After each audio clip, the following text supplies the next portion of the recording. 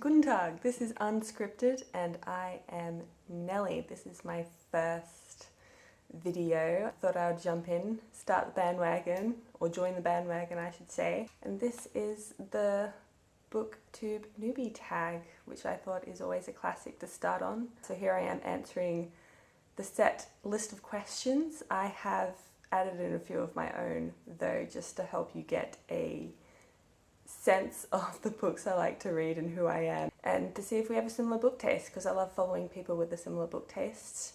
And the first question is, why did you start this channel? And I've been watching Booktube now, I don't know, for at least 4 years. And I recently found a new Booktube channel called The Sandcastle. I saw her video of doing a book unhaul. I do love book unhaul videos, and she showed us her entire bookcase, and I saw so many books on there that were of my taste that for whatever reason, just seeing that and seeing her was like, I really need to get on the bandwagon and start my own Booktube channel. I don't know what exactly inspired me about seeing her bookshelves and her collection of books, but it just ticked something over in my brain, so here I am giving it a go.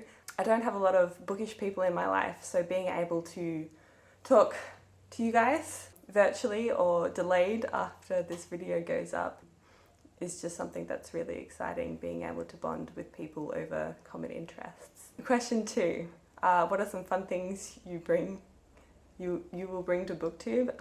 I love watching people's Booktube Newbie Tags and watching them freak out over this question. It's kind of like a lot of pressure to assume that you're coming here to be unique or special or innovative. But I'm here just to have fun. I don't think I'll stick mainly or solely to book content, but I imagine it will be mostly book content, because I also do a bit of journaling. I also like to paint, and I don't think people who are interested in books are too disinterested in art and journaling. But of course, I think I will start with all the usual videos just to get something out there, get something out into the world, and to really set the scene of what I can bring to this online community. Question 3, what are you most excited for about this new channel? Honestly, I'm just excited to give it a go. I'm quite a creative person, so this creative process of creating a video, editing it, trying to brand and market yourself, is all things that interest me. But mostly I'm interested in books, art and journaling. Like I said, there's other interests, but I think I'll leave them out for the time being, because you don't want to get too carried away. And I think there is another question in this list of questions. Was it, what are you most afraid of, or what's the most challenging thing? I can't see it in my list easily, but I'll skip to that question now. And because I'm quite worried about getting too obsessed, or because I'm a perfectionist. I like put my heart and soul into things, and I think about things obsessively. So I really want to rein it back and still have time for everything else in my life. So I'm hoping that this will just be a nice side hobby and it won't take up my entire day or my entire week, and still have time to actually read, actually paint, actually work my full-time job. So I'm really hoping I can contain myself in this area. Moving on to question 4, what do you love to read? I'll honestly give anything a go, but in terms of my favourite genres, I would have to say non-fiction. I know that's very broad. I love books about physics and science and anything that's particularly Australiana. Is that a word? I think that's a word. And any non-fiction books on urbanism or architecture I love as well. Fiction-wise, I love children's classics. Although I don't read them all that much, they do look very pretty on my bookshelves though.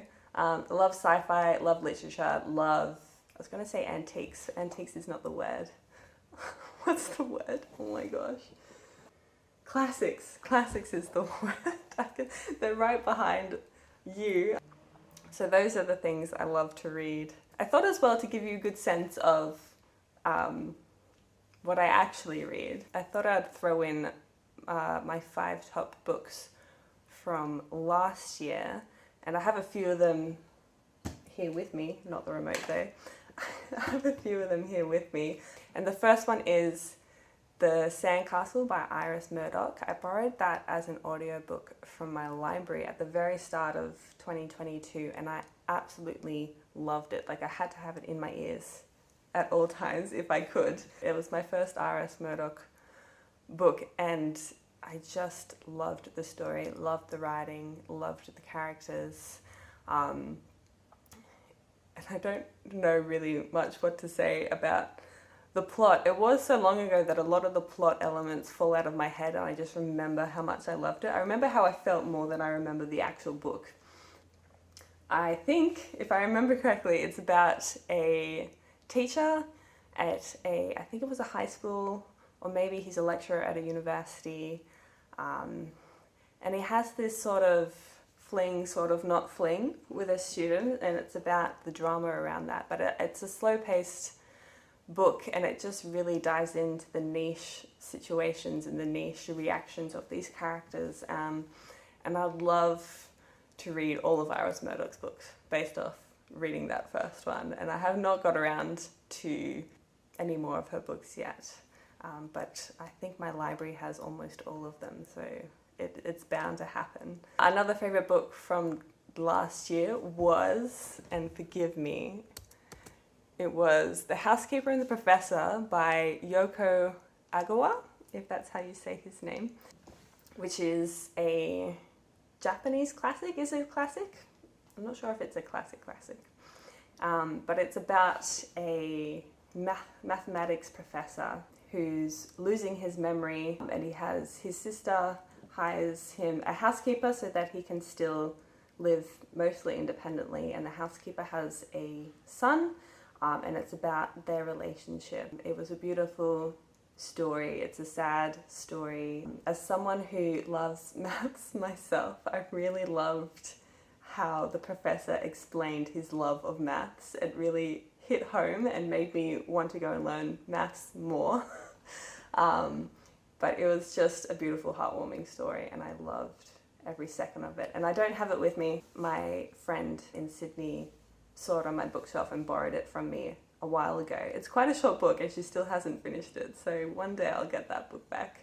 Another one was, I actually have this one, was Flatland by Edwin A. Abbott. And this is a short book. It's not quite fiction, not quite non-fiction. It's about this Edwin A. Abbott's imaginary 2D land. And it's not particularly story-heavy or fact-heavy. It's just an exploration of what a 2D world could look like, and what the characters or people would look like, and what kind of houses they would live in. And it was just really fun. I have recommended this to my uncle. He taught me all about dimensions when I was in high school, and I love thinking about it. So this is just a really fun piece of brain food if you're interested in this sort of thing, and I would highly recommend it. Again, you can do it in one sitting. It was just a fun piece of art, I would say.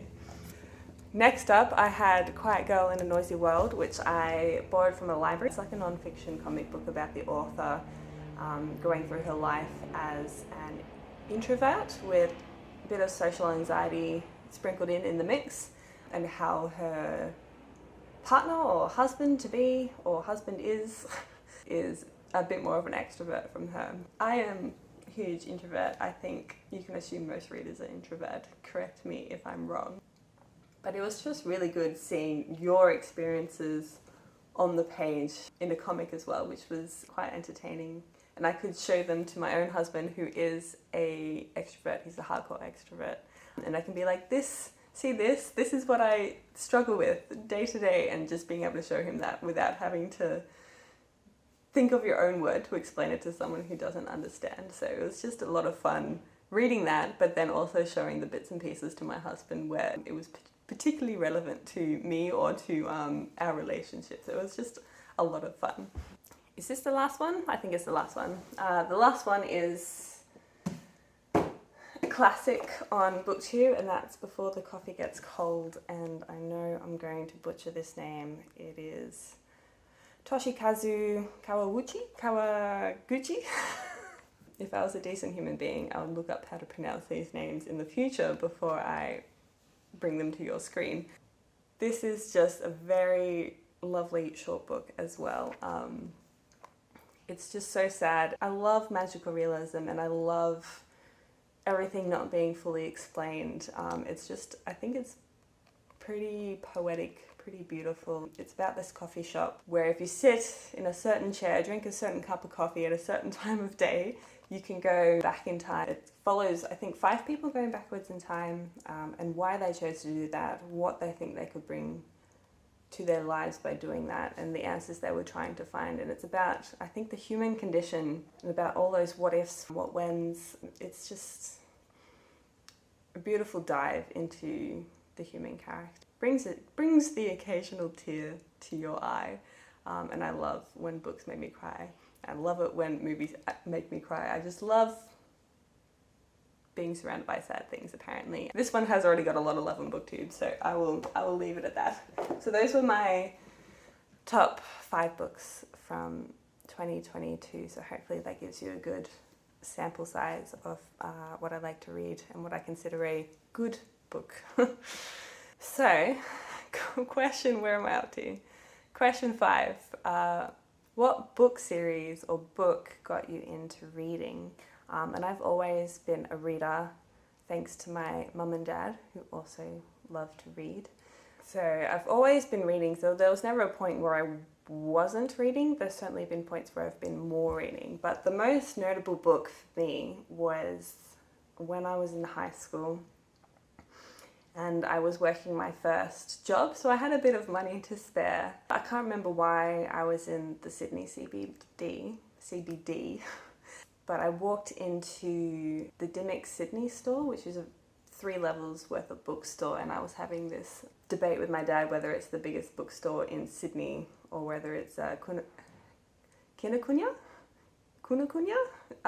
that other bookstore. Quite a vast book selection, whereas Dimmock's, I think, is more stock standard, particularly when you get the smaller size Dimmock's. But anyway, wrong topic. I walked into Dimmock's. I think I was in high school, and I remember having my own money and being able to choose my own books rather than waiting for my parents to gift me books or waiting for them to recommend me books. Like, I could go in and make my own choice. Doing that for the first time, being fronted with an entire bookstore was, I don't know, it was like a coming into the world experience. And I bought one book that day, the first book I ever bought myself of my own volition, was Extremely Loud and Incredibly Close by Jonathan Safran Foer, and I loved it, and I still love it. It is still one of my top all-time favourite books. And that's saying something. I don't hold many books in that regard. I think there's only less than 15 books that I've categorized as that in my life. And this is one of them. And I remember on the day, I think I was in maybe they have a shelf of top 100 books. And this, I think that's where I saw this. And I remember picking it up because it has pictures and bits and bobs every now and again, and it's not like a straight, chapter paragraph kind of situation, and it also has bits underlined. It was just a fun format, and I thought it would be a fun reading experience, and it was. It was also turned into movie, but I loved the book so much better, even though the movie has Tom Hanks, and you can never go wrong with Tom Hanks. But it's about a boy coming to grips with his father who died in 9/11 and having this open-ended thing he feels he needs to close with his father, so he adventures through New York trying to put an end. This sounds rather grim. Tries to close out this last thing that he can hold on to with his father, and it's just a wonderful story told in a wonderful way. And then now I love Jonathan Safran Foer. I've read a few of his other books and they're all good. I always have a good time with him, but this takes the cake. This is what solidified me as a reader by my own merit, and it will always hold a special place in my heart. Next question. What questions would you like to ask your favorite booktubers? Don't really have anything particular I would want to ask. I'm very jump in the deep end kind of gal. I'll work it out as I go. I just plan to go with the flow with this. Happy to learn and make mistakes as I go. I will say my top 3 favorite booktubers, I'll let you know, because I think that's a good indication of what I like to read and what probably influences me the most in this sphere. I love watching Books with Emily Fox, or is it just Books with Emily? Can't remember. I've been watching her for a long time. We don't have exactly the same taste in books, but I appreciate how she gets a lot of books from her library. She gets a lot of op-shopped books because she also loves a floppy paperback. I can't stand large format hardbacks. I just don't think they're pleasant to look at or pleasant to read. But she loves books about physics as well. She doesn't love romance. I'm not a romance gal, although I will read some. I'll give any book a shot. I don't know, she's just a fun personality and has lots of fun recommendations that I wouldn't have found otherwise. I will mention the Book Castle again because I've only just found her, so I'm not sure if I can say she's my favorite booktuber yet because I haven't gotten to know her that well yet. But from what I can tell, her book taste is very similar to my own. And I do have Lauren Wade as well. She's mostly stopped posting because she went off and had a beautiful baby girl. So good for her. But when she was posting, I was watching all of her videos. Loved her personality, loved her vlogs, and loved her taste in books as well. So those would be top 3, some of my top booktubers that I like to watch, and hopefully one day Lauren will keep posting book content because I will gladly return. Moving along, next question. When did you start reading? I feel like I've already answered this. I've always been reading. It intensified a lot when I moved to Melbourne and moved out of my parents' house because suddenly I had a lot more space for books. I wasn't confined to one room so much, even though I was in a house share and I really was just confined to one room. But anyway, I could buy books to my heart content without my parents judging me. So I was buying a lot more books and I was reading a lot more books. Where do you like to read? My favourite places to read are on the train, going to and from A and B, and I also love to read in the bar. Those are my favourite places to read, but I'm definitely one of those people who always has a book on them wherever they go, so I'll read anywhere I get a chance to read. And I've thrown in another question just at the end here, which is how many books do you read generally? Just to help you get a sense of my in and outtake of books. I generally aim for 72 books a year, which I usually get bang on the dot. At least I have the past few years, which is about 6 books a week. Last year though, I had a bit of a slow reading year because I had a lot of stuff going on. Like I got married, I moved houses, moved in with my now husband, and we did a massive renovation of our apartment as well. So I only read 57 books this year, but I'm already ahead with my reading goal for this year to reach 72 books. So hopefully we're back on track for this year. And the optional last question from this tag was, what does your book collection look like? We renovated, so now I have some inbuilt bookcases, which are my complete and utter eye candy. And they're very much centerpiece, and they're behind you in this situation. But I can't really sit in front of them and film because it's built around the TV, so you would mostly see the TV and then the books on the side. But I will turn you around now to give you a glimpse, but I might save a bookshelf tour for another video. But here we go. So this is my current bookshelf situation, and I'm quite at capacity, though I keep finding ways to stuff books into that bookshelf. And I'm quite happy because they used to all be in boxes because I didn't have any bookshelves until these bookshelves were built for us. So this is a glimpse of my shelves. But that's it for now. That's the Booktube Newbie Tag, and that's me. Hopefully the editing process for this goes alright for my first time, but we will see. But otherwise, thank you for stopping by, and I hope to see you in future videos. Alright, bye!